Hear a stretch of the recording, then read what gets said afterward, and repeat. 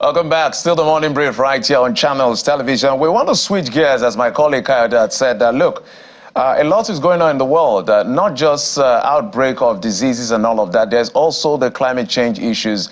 And one of the things we see in Nigeria when we talk about climate change, and as we can relate to it, has to do with flooding. But it's a lot more than that. The whole conversation about COP and COP28 that just ended in Dubai is all about climate change. So some persons may not really be familiar when we talk about climate change. They hear it, what is it really all about? How does it concern me? The changes in the climate, how does it affect me as a person? They just ask questions. This is a good time to be on the show to listen to the experts who will give you exactly how it affects both you, your community, and your nation at large. And we're being joined on the program via Zoom by a climate change media analyst, Mr. Akintunde Babatunde. Mr. Akintunde Babatunde, thank you so much for coming on the program. Thank you for having me. You know, if you talk football, if you say things like football, if you say things like COVID, there are certain things you mention, the average Nigerian will relate to it. But when you say things like climate change, it doesn't necessarily resonate with everybody, because the highest they may be able to relate to it sometimes could be maybe flooding and all of that. But I know it's a lot more than that. So let's start by maybe educating people how urgent, how important the issue of climate change is. Right. Thank you very much. And I think I will start with a very simple, explanation on how people could make climate change could be relatable to an average Nigerian. And it is just, I will use our body as an example. You know that if you, as humans, you wake up every day, you go to work, you use your body anyhow. Sometimes people walk, you drive. Every day you do this, and because of your exposure to things that get you weak, then at some point your body would not be able to do the things it has been able to do over the years, right? And at some point, what you would need to do is you break down. If you don't break down, then the capacity to do what you do gets reduced over time. And at some point, the extreme case is people, dying, or people becoming incapacitated, right? So then what does it mean when we talk about climate change? It's about the capacity of our environment, of the atmosphere, to absorb to absorb greenhouse gas emission that has been coming into it over the years. And what does that mean? Would be because of the industrial revolution and the way we live our life, right? So we get to emit certain emission that we call greenhouse gas emission that makes the capacity of the earth to be unable to hold that, and that sort of affects the way the climate operates. And like I mentioned about our body, where you continue to work and work and work without paying attention to the things that get you weak and get you to lose your energy, then the same way the continuous emission of greenhouse gas, sort of make it difficult for, that increases the earth temperature and makes a mess of it. And if that also becomes difficult to understand, then there are consequences of these continuous emission. And emission, this is actually interesting because this emission is caused by everybody, because the way we live our life sort of affects the way the climate, affect climate change. That's why we say climate change. And then that then have, evidence in when we talk about sea level rise, when we talk about, the warm temperature, when we talk about, unusual rainfall, whether low or more than enough rainfall, when we talk about a lot of disaster that is associated with the changing climate.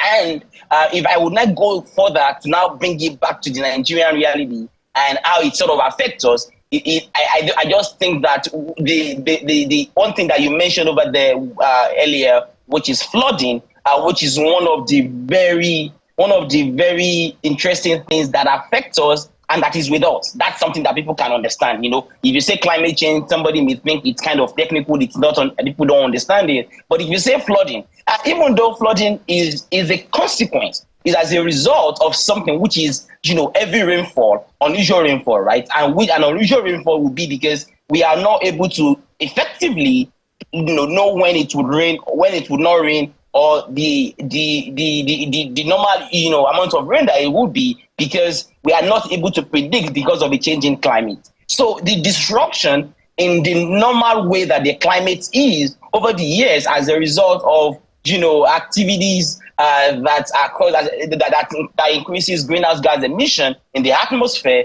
it sort of means that the climate is changing. And like I mentioned, if people fail to take care of themselves, and that means if we fail to take care of the climate by regulating activities of human in a way that is green and sustainable, then it will continue to be a mess. I think that just gives like a very I think that's like a very simple way to explain climate change.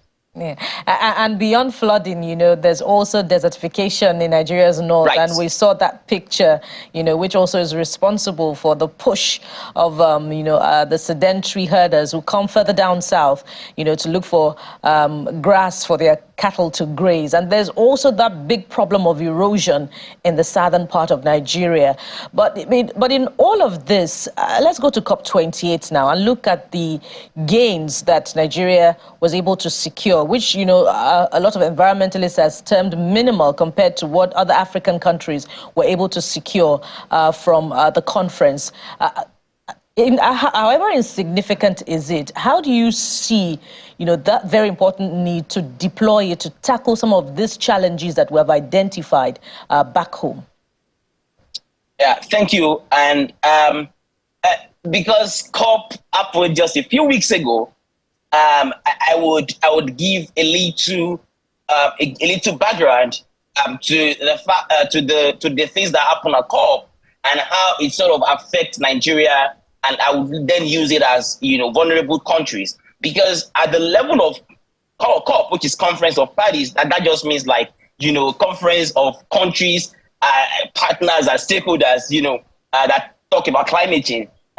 You know, at that level, you know, there is a global consensus within the United Nations framework on climate change, which is how countries, you know, have promised to deal with climate change, and we call that what countries would do to deal with climate change in their country. We call that the NDC, the Nationally Determined Contribution.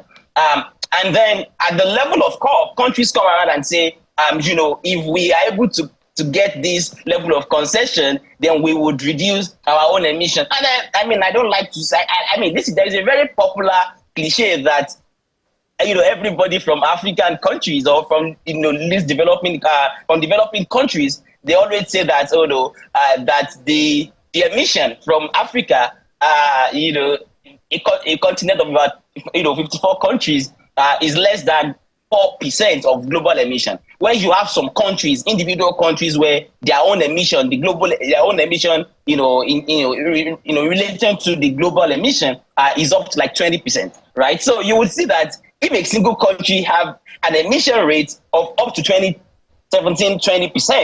and then you have a continent, which is, you know, 54 countries have emission up to just less than 4% of global emission, you would understand that our contribution to making a mess of the climate, like I mentioned, our contribution to that, you know, is very small. But it is small because we are not as industrialized as these countries. So we don't really have industries that, you know, contribute to, you know, to that level of emission. But now, at the level of COP, I would then speak specifically to some conversations that I think is, you know, that affect Nigeria and Africa, you know, at that level.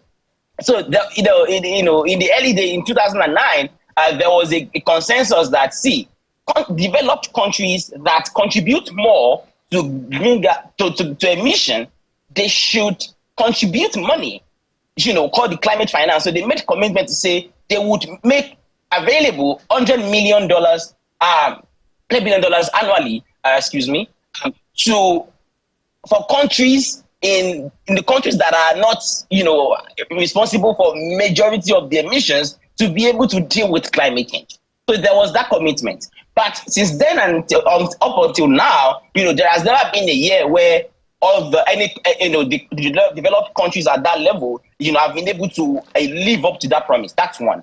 Then in Egypt in 2022, in Sharm el-Sheikh, there was a creation of the loss and damage facility. And what loss and damage facility means at the level of global climate change conversation is that countries that have that are affected by climate change, and then you mentioned desertification, you mentioned flooding, that has led to destruction, loss and damage, that this country should benefit from a pool of funds that is being, of course, now we have, countries from around the world again to contribute to this facility. And at COP28, total amount of money that was made available was not up to 2% of the total, level of damage that has happened. So you would understand that let me just wrap this thought so that just in 30 seconds, if you could just land on your thoughts. Right. So you understand that the money that was made available for loss and damage that would allow countries like Nigeria to deal with flooding, desertification, and the destruction that comes with climate change is less than 2% of what is needed at that level. And so you ask yourself, how much of these benefits the country? All right, there's a lot. I'm sure you have a lot to tell us, but we don't have the luxury of time. I couldn't see the Babatunde, but it's just quite disturbing and almost suspect that the advanced countries that are making it look like there's a climate emergency are not committing the same funds. Less than $1 billion was committed for all of this. And we saw the numbers in terms of what was agreed.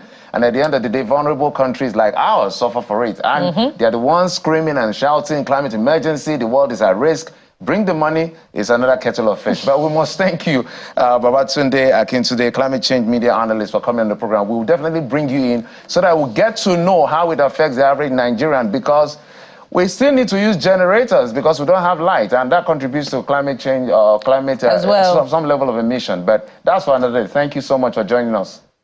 All right, no worries. Thank you very much for having me. Bukola, there's a lot when it comes to this climate issue. Absolutely, and then there's a narrative from COP28 that sometimes the negotiations fall between climate activists and politicians, and then politicians grandstand and see that as an opportunity for positioning. But of course, we'll have Babatunde back definitely to talk about his experience we'll have him back. But we'll COP28. All right, we'll go for a quick.